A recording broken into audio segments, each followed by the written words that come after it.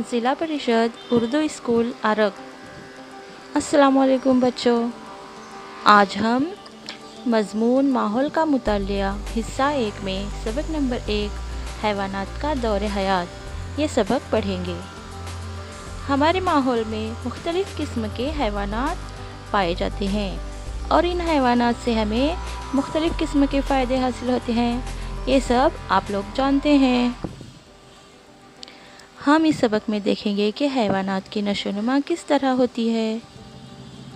कुत्ते के पिल्लों और उनकी माँ को देखिए, क्या इनमें यकसानियत नज़र आती है?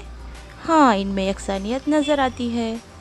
तितली और अंडे से निकले हुए लार्वे को देखिए, क्या इनमें यकसानियत नज़र आती है?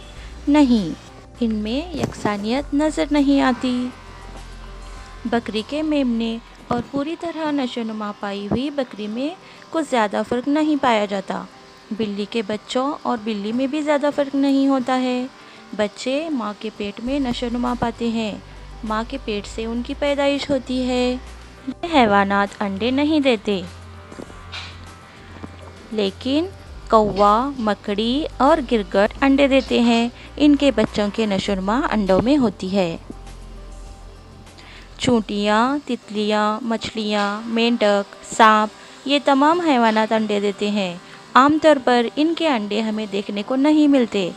कुछ छोटे हैवानात के अंडे बहुत छोटे होते हैं, वो तो हमें आसानी से नज़र भी नहीं आएंगे, इसलिए हम इससे वाकिफ़ नहीं होते हैं कि ये हैवानात अंडे देते हैं। अंडों से चूज़ों की पैदाइश।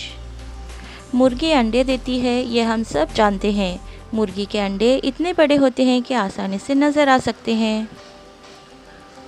मुर्गी अंडे देती है। अंडों में चूज़ों की नशोनुमा के लिए हरारत की ज़रूरत होती है, इसलिए अंडे देने के बाद मुर्गी अंडों पर बैठी रहती है और अंडों को हरारत पहुंचाती है। अंडों में चूज़े आहिस्ता आहिस्ता बढ़ने लगते हैं।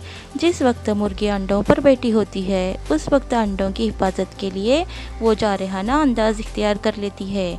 अंडों के पास किसी को जाने से वो उसे मारने के लिए दौड़ती है। तितलियों में काया पलट।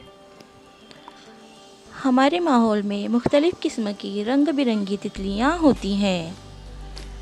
अब हम देखेंगे कि तितली की नशोनुमा किस तरह होती है। तितली की नशोनुमा के 4 मरहले होते हैं: अंडा, लार्वा, प्यूपा और बालिग। चितरंगी तितली रुई के पत्तों पर अंडे देती है। अंडों से 6 से 8 दिन में लार्वे बाहर निकलते हैं। तितली के लार्वे को सुंडी कहते हैं। चितरंगी किस्म की तितलियाँ 10-12 दिन सुंडी की हालत में होती हैं। आखिरी मर्तबा केचली उतारने से पहले ये किसी तने की गांठ या पत्ते पर रेशम जैसे धागे का गुच्छा बनाती है और अपने आप को लटका लेती है।